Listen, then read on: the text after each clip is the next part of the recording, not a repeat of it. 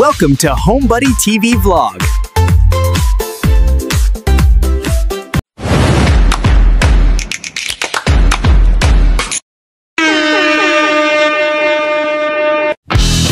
Hi guys, good morning. Nandito tayo ngayon sa Roxas City, no? Araw ng Sabado, no? Walang pasok. Pero kasi may seminar yung kapatid ko dun sa Circle, Pinatid ko na siya doon. Tapos kumain muna ako saglit. Tapos pumunta ako dito sa airport, no? So ngayon may nakita tayong AirAsia, guys, na paalis. So proceed tayo sa bypass road, guys. Tapos una natin ng footage yung take off ng AirAsia, kasi hindi pa natin na witness kasi yung AirAsia, no, na mag take off.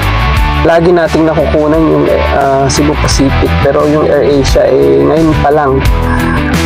Medyo maulap ngayon, guys, no, ang panahon, pero hopefully safe naman siguro, kasi hindi pa naman umuulan, parang umaambon lang ng konti. So guys, punta tayo sa bypass. Dito tayo sa bypass road, guys. May dumaan na nakita ko, guys, kasi na privately, no. Abangan natin, guys. Magte-take off yun. Tsaka meron ding isa, yung AirAsia, no. And moving na, guys. So abangan na lang natin dito, guys, no? Dito tayo sa labas ng sasakyan, kasi normally nandun lang tayo nagbablog sa loob, no? Ngayon lumabas tayo para makuha natin ng maayos.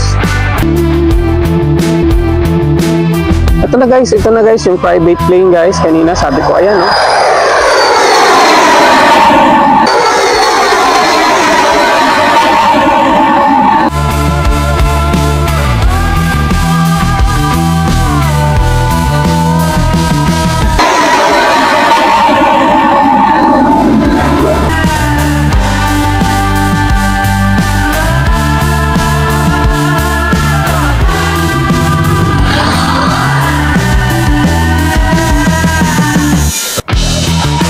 Sayang, guys, no? Ito lang yung pinaka natin na makukuha, no?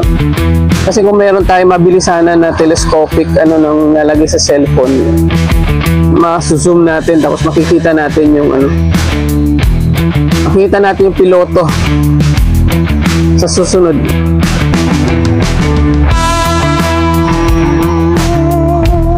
Medyo naambon na, guys, no? Baka mabutan tayo, pasok tayo ng sasakyan siguro kung mamaya kung lumakas na yung ulan. Ayun, no? Talagang nakuha natin ng maayos yung kanyang kasi mapagal,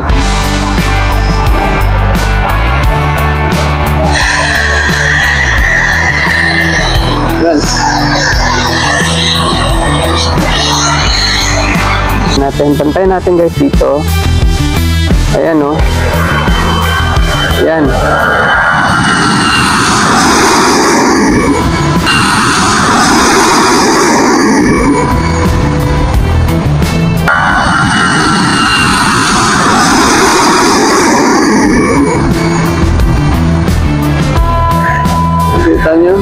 Kita nyo yun?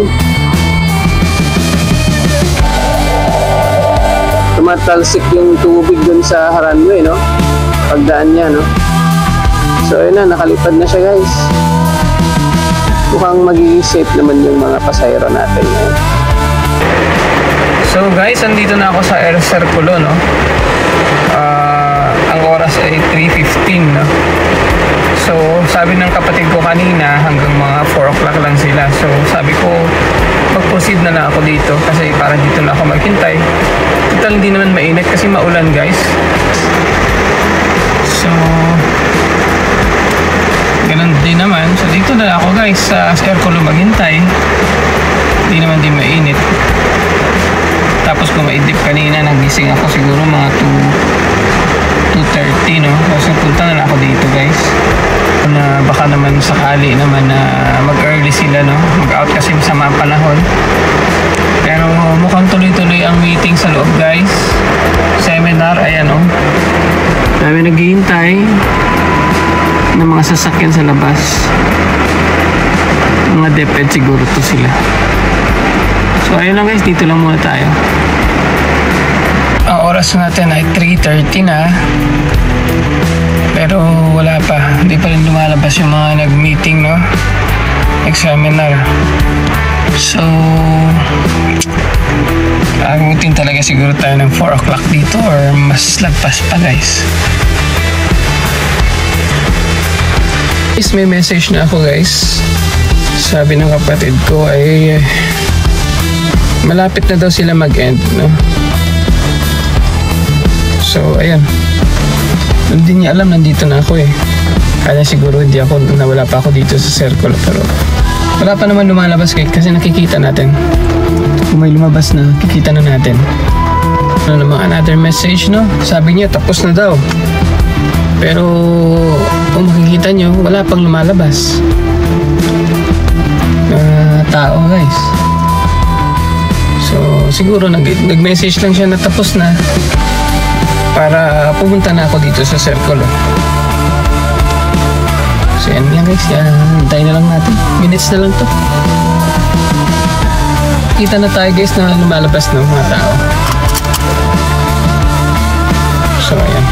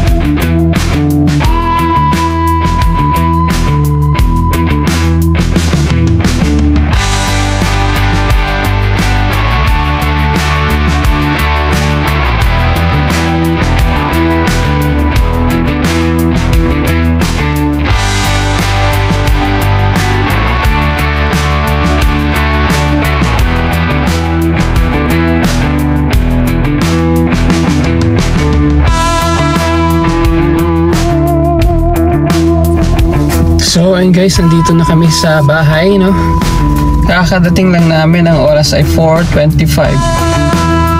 So walang ulan dito guys sa amin. Doon lang pala sa city kanina yung malakas ng ulan. Pero pag dito, pagdating namin dito, nagtaka ako yung daanan. Although makulimlim, pero yung daanan dry siya, hindi siya mabasa. So walang ulan. So guys, thank you so much for watching. Bye-bye!